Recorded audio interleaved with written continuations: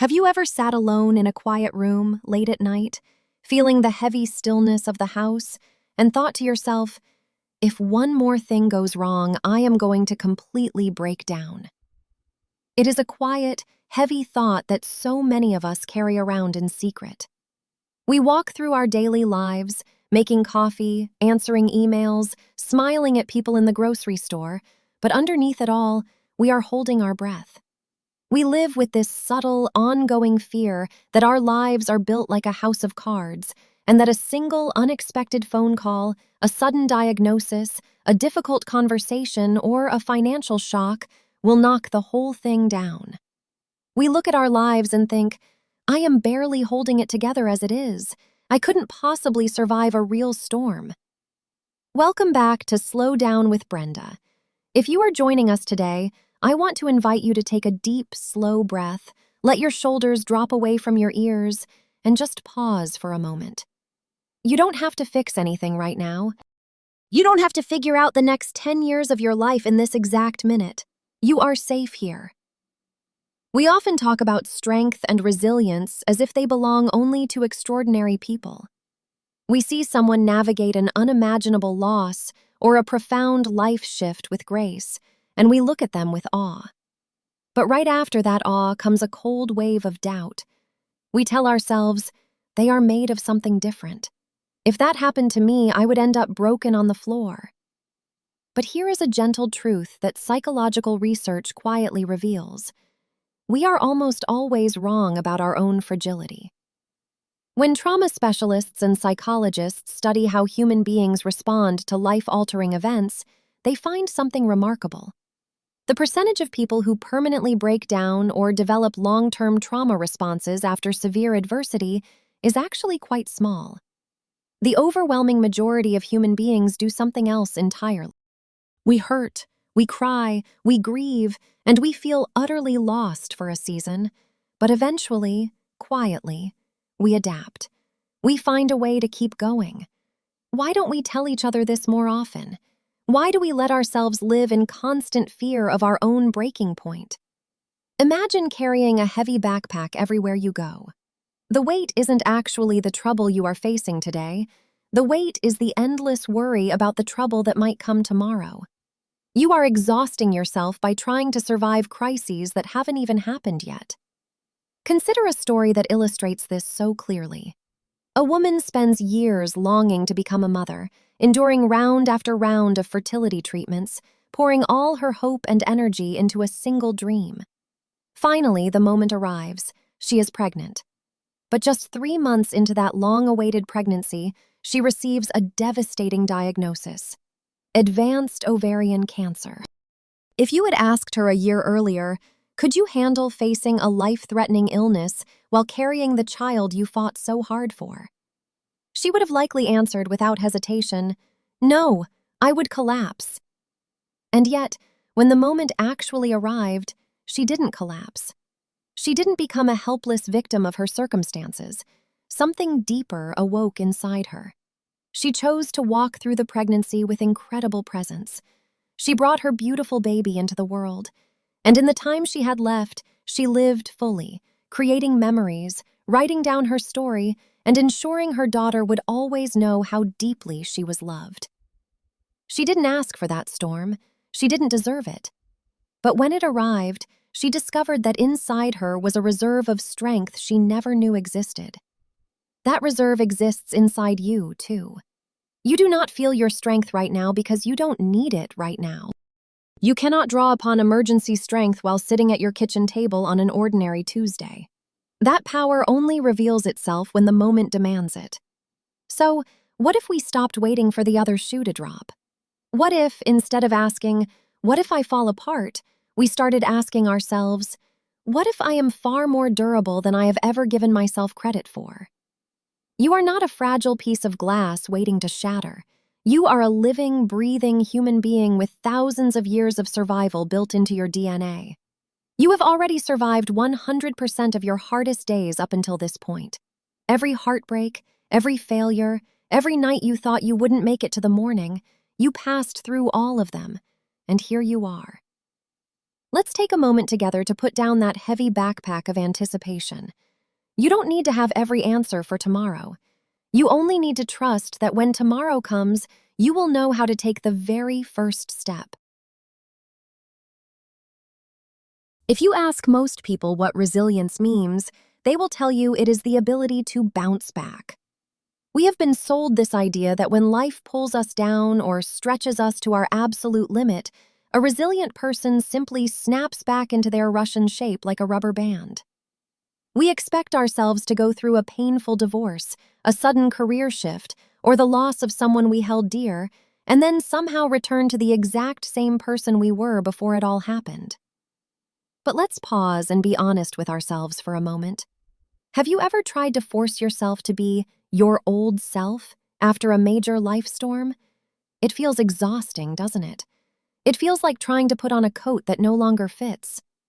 The truth is, neither our minds nor our bodies are built like rubber bands. We do not bounce back. We are affected. We are changed. We feel the deep weight of what has passed through our lives, and pretending that we remain untouched isn't resilience, it is just denial. So what if we stopped expecting ourselves to go backward? What if resilience isn't about returning to where you started, but about giving yourself permission to evolve into who you need to become? Think about how a sculptor like Michelangelo created his most famous masterpiece.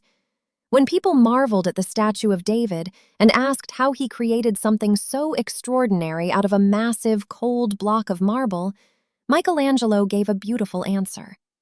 He said that David was already inside the marble all along. His job was simply to chip away the excess stone to set the angel free. In our lives, we are often both the marble and the sculptor. When adversity hits us, when a dream falls apart, when our health falters, or when life takes an unexpected detour, it feels like a violent chipping away. Pieces of our comfort, our certainty, and our old plans fall to the floor. It hurts, and it is entirely natural to mourn those pieces.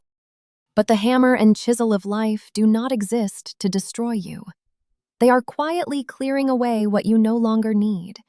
They are stripping away the superficial layers so that something far more grounded, authentic, and resilient can finally emerge.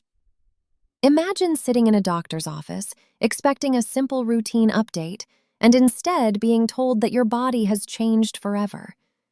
Maybe your heart function isn't what it used to be. Maybe a stroke has taken away the smooth movement of your arm. In that terrifying freeze frame, the question that almost everyone asks through tears is, when will I be myself again? And the most compassionate, honest answer a doctor can give is, you will never be that exact version of yourself again. It sounds heartbreaking at first, doesn't it? But listen closely to what comes right after. You will never be your old self, but you can become a beautiful, meaningful new version of yourself. Your story hasn't ended, it has simply turned a page. The old chapter was precious, but this new chapter, though unexpected, can still contain wonder, joy, deep connection, and peace. You do not have to fight the reality of your changing life to find happiness again. Maybe you are in a season right now where you feel like you are standing among the dust and broken chips of a life plan that didn't work out. Maybe you are grieving a past version of your family, your energy, or your youth. I want to remind you today, you are not ruined. You are simply being reshaped. Give yourself space to feel the weight of what was lost, but don't close your eyes to what is still being created inside you. The quiet strength, the deeper empathy for others, the newfound clarity about what actually matters. These are the features of the angel emerging from the marble. You don't need to force yourself back into yesterday. You only need to step gently into who you are becoming today. While major life storms reshape the fundamental trajectory of who we are, it is often the quiet, relentless hum of daily stress that wears us down from the inside out. We live in a world where being overwhelmed has quietly become our baseline. We wake up and immediately reach for our phones, letting the heavy, unsettling news of global events flood into our minds before we have even opened our eyes.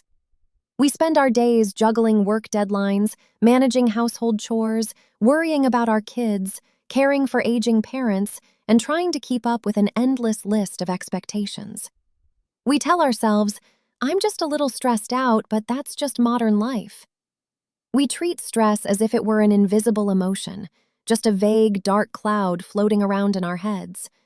But from a biological perspective, stress is not imaginary.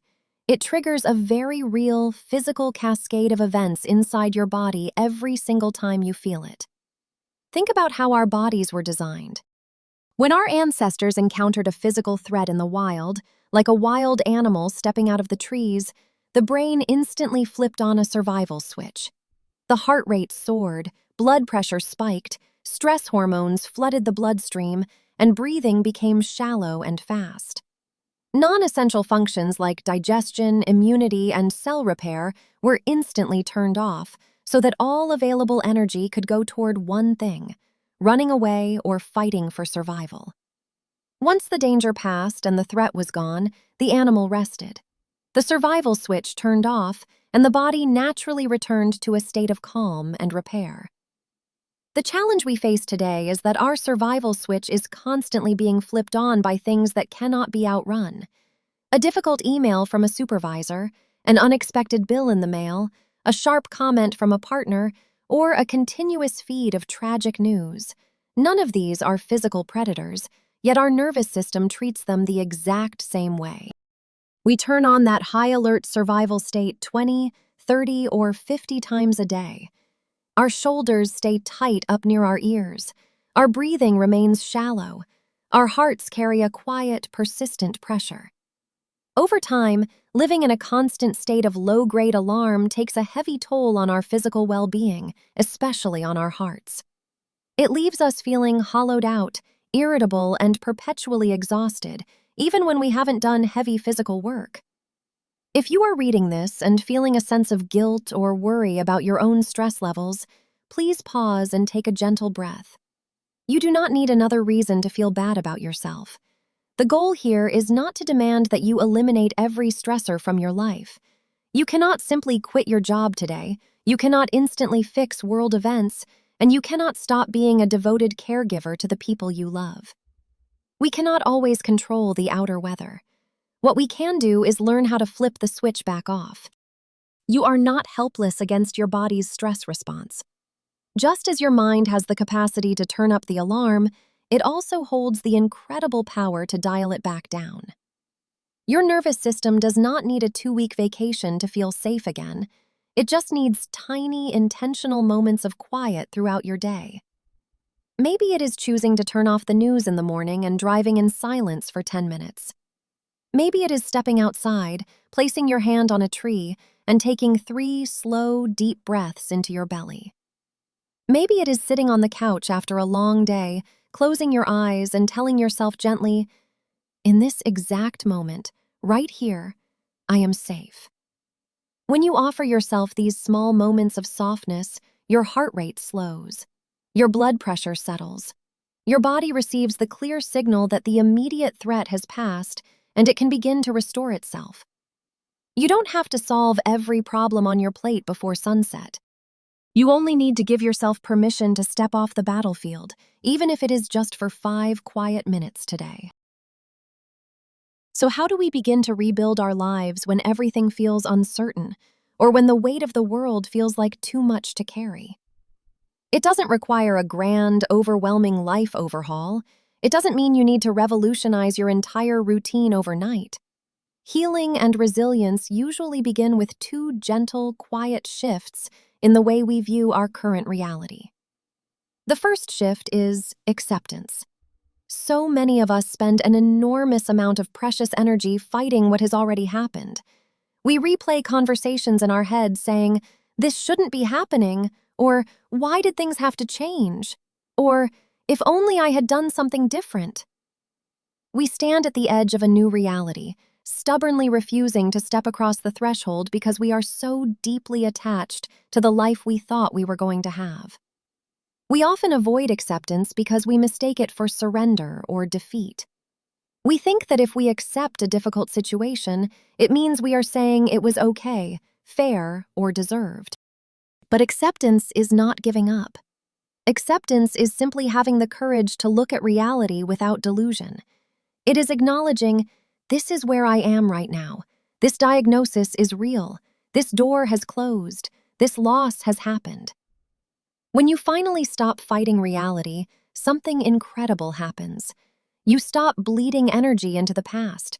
You free up all that trapped mental strength and redirect it toward what you can actually do today. Acceptance is not the end of your story. It is the quiet, essential doorway through which all healing and moving forward must pass. The second shift is flexible mindset, or what we can call moving the goalpost. Picture yourself standing on a sports field. You have spent months or years training, running toward a very specific goalpost that represented your dream, your perfect career path, your ideal home, your health goals, or your family plans. But suddenly, a sudden storm comes through and completely wipes that goalpost away. If you remain rigid, you will spend the rest of your life kicking the ball toward an empty spot on the field, feeling constantly frustrated, bitter, and heartbroken because the goal is no longer there. Flexible thinking is the gentle, brave decision to pick up the goalpost and place it somewhere new. It is saying, I may not be able to run the marathon I planned, but I can still walk through the park every morning.